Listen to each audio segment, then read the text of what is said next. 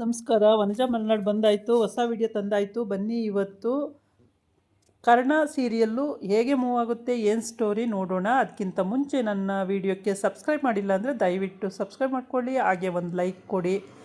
Karna operation ಮಾಡಿ ರಾತ್ರಿ ಎಲ್ಲ 7 ಆಪ್ರೇಷನ್ ಮಾಡಿ ಸುಸ್ತಾಗಿದ್ದಾನೆ. ಕಣ್ಣು ಬಿಡೋಕ್ಕೂ ಬೆಳಗ್ಗೆ ಆಗ್ತಾ ಇಲ್ಲ ಅವನಿಗೆ. ತುಂಬ ಟಯರ್ಡ್ ಆಗಿದ್ದಾನೆ. ಏನು ಮಾಡಬೇಕು ಅಂತ ಗೊತ್ತಾಗ್ತಾ ಇಲ್ಲ. ಬುದ್ಧಿನೇ ಓಡದೇ ರೀತಿ ಆಗಿಬಿಟ್ಟಿದ್ದಾನೆ. ಸುಸ್ತಾಗಿ ಕೂತ್ಬಿಟ್ಟಿದ್ದಾನೆ ಒಂದು ಕಡೆ. ಆವಾಗ ನಿಧಿ ಮನೆಯಿಂದ ಡೇ ಡ್ಯೂಟಿಗೆ ಬರ್ತಾಳೆ. ಇವನು ನೈಟ್ ಡ್ಯೂಟಿ ಮುಗ್ದಿರುತ್ತೆ. ಡೇ ಡ್ಯೂಟಿಗೆ ಬೆಳಗ್ಗೆ ಬರ್ತಾಳೆ. ಬಂದಾಗ ಇವನ ಸಿಚುವೇಶನ್ ನೋಡಿಬಿಟ್ಟು ಅವಳು ಸುಸ್ತಾಗಿ ಹೋಗ್ಬಿಡ್ತಾಳೆ. ಪಾಪ ಏನು ನಿಮಗೆ ಇಷ್ಟೊಂದು ಕಷ್ಟ ಆಯ್ತಲ್ವಾ ಅಂತೇಳ್ಬಿಟ್ಟು. ಏನು ಮಾಡೋದು, ಮಾಡಲೇಬೇಕಲ್ಲ. ಅರ್ಜೆಂಟ್ ಇರುವಾಗ ನಾನು ಮನೆ ನಿದ್ದೆ ಅಂತ ಹೋಗೋಕ್ಕಾಗಲ್ವಲ್ಲ, ಮಾಡಲೇಬೇಕು ಅಂತ ಕರ್ಣ ಹೇಳ್ತಾನೆ.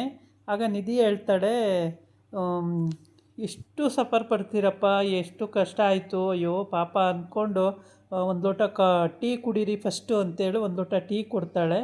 ಟೀ ಕೊಟ್ಟಾದಮೇಲೆ ಟೀ ಕುಡ್ದಾದ್ಮೇಲೆ ಕರ್ಣಂಗೆ ನಿದ್ದೆ ಎಳಿತಾ ಇರುತ್ತೆ. ಈ ಕಣ್ಣು ಬಿಡೋಕ್ಕೆ ಆಗ್ತಾ ಇರಲ್ಲ. ಅವ್ನು ಮಾತಾಡ್ತಾಯಿದ್ರೆ ಯಾವ್ಯಾವ ಮಾತು ಎಲ್ಲೆಲ್ಲೋ ಹೋಗ್ತಾ ಇದ್ದಾವೆ, ಬುದ್ಧಿನೇ ಓಡ್ತಾ ಇಲ್ಲ.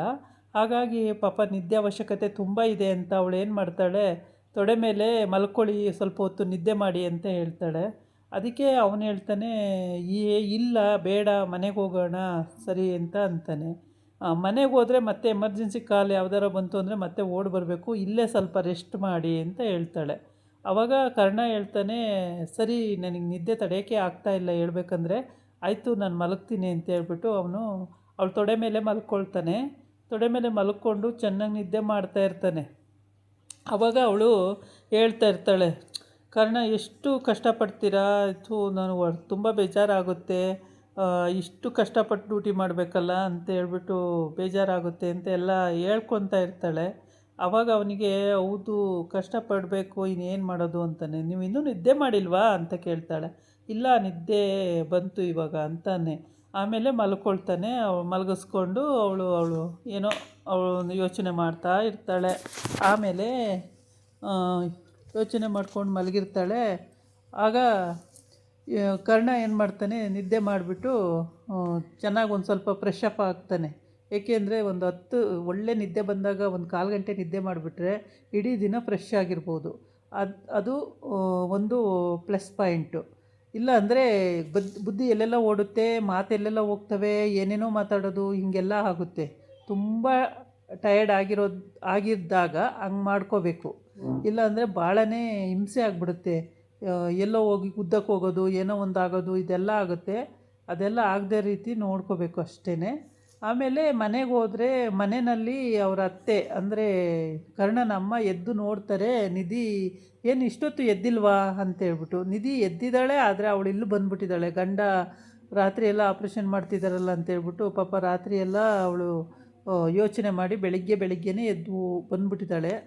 ಟೀ ಮಾಡ್ಕೊಂಡು ಫ್ಲಾಸ್ಕಿಗೆ ಹಾಕ್ಕೊಂಡು.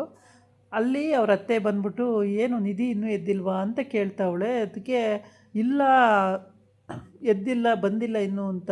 ಇಷ್ಟೊತ್ತು ಮಲಗಲ್ವಲ್ಲ ಅವಳು, ಎದ್ದು ಬರಬೇಕಿತ್ತು, ಯಾಕಿನ್ನೂ ಎದ್ದಿಲ್ಲ ಅಂತ ಹೇಳ್ಬಿಟ್ಟು ಯೋಚನೆ ಮಾಡಿಕೊಂಡು ಹಾಗೇ ಮಾಡ್ತಾ ಇರ್ತಾರೆ. ಅಷ್ಟೊತ್ತಿಗೆ ಇಲ್ಲಿ ಕರ್ಣ ತುಂಬಾ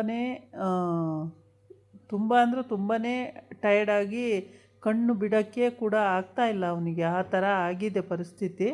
ಹಾಗಾಗಿ ಈ ಕಡೆ ಅವನೂ ಬಿಟ್ಟಿರೋಕ್ಕಾಗಲ್ಲ, ಆ ಕಡೆ ಮನೆಗೆ ಹೇಳೋಕ್ಕೆ ಅಂದರೆ ಅವ್ರು ನಿದ್ದೆ ಮಾಡ್ತಿರೋರಿಗೆ ಹೆಂಗೆ ಎದ್ದಿಸಿ ಹೇಳೋದು ಅಂತೇಳ್ಬಿಟ್ಟು ಇವಳು ತನ್ನ ಪಾಡಿಗೆ ತಾನು ಬಂದುಬಿಟ್ಟಿದ್ದಾಳೆ. ಮನೆಯಲ್ಲಿ ಅವರು ಅಲ್ಲಿ ಎಲ್ಲ ನಿಧಿ ಅಂತ ಆ ಕಡೆ ಈ ಕಡೆ ಹುಡ್ಕಾಡ್ತಿದ್ದಾರೆ. ಈಗ ಇವನು ಆರಾಮ್ ನಿದ್ದೆ ಮಾಡ್ತಿದ್ದಾನೆ. ತೊಡೆ ಮೇಲೆ ಮಲಗಿಸ್ಕೊಂಡಿದ್ದಾಳೆ, ಆರಾಮಾಗಿ ನಿದ್ದೆ ಮಾಡ್ಕೊಂಡು ಮಲಗಿದ್ದಾನೆ.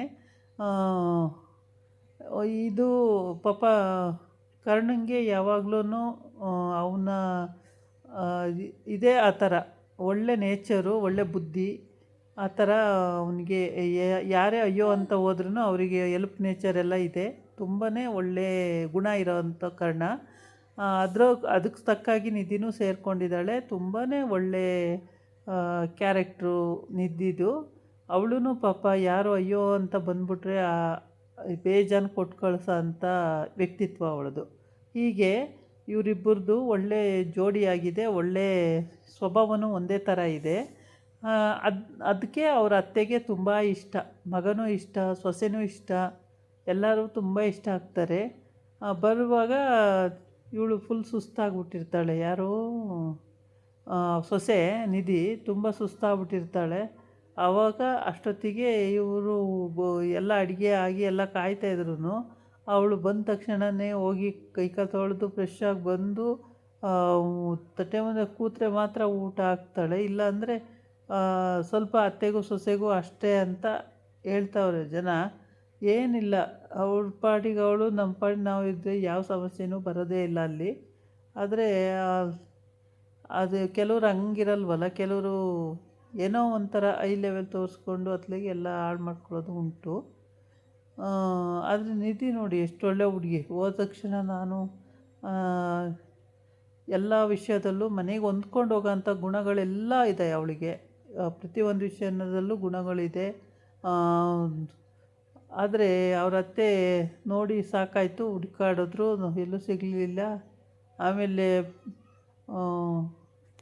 ಅವ್ರ ಅತ್ತೆ ಅವರ ಇನ್ನೊಂದು ರಿಲೇಷನ್ ಹುಡುಗಿ ಏನೋ ಮಾಡ್ತಾ ಇರ್ತಾಳೆ. ಏನು ಮಾಡ್ತೈತಿ ಅಂದಿದ್ದಕ್ಕೆ ಏನೋ ಮಾಡ್ತಿದ್ದೀನಿ ಅಂತ. ಆ ಕಡೆ ಅಡುಗೆ ಅವಳು ಇದ್ದಾಳೆ, ಅಡುಗೆ ಅವಳು. ಅವರು ಕರ್ಣನ ಅಮ್ಮಂಗೆ ನಿಧಿ ಎಲ್ಲೋಗ್ಬಿಟ್ಲು ಅನ್ನೋದೇ ಚಿಂತೆ. ಎಲ್ಲೋಗ್ಬಿಟ್ಲು ನಿಧಿ, ಇಷ್ಟೊತ್ತಾದರೂ ಬರಲಿಲ್ವಲ್ಲ, ಎಲ್ಲೋಗ್ಬಿಟ್ಲು ಫುಲ್ಲು ಟೆನ್ಷನ್ ಆಗ್ಬಿಟ್ಟಿದ್ದಾಳೆ ಅವರಮ್ಮ. ಈ ನಿಧಿ ಹೋಗಿಲ್ಲಲ್ಲ, ಅದೇ ಒಂದು ಟೆನ್ಷನ್ ಆಗಿಬಿಟ್ಟಿದೆ.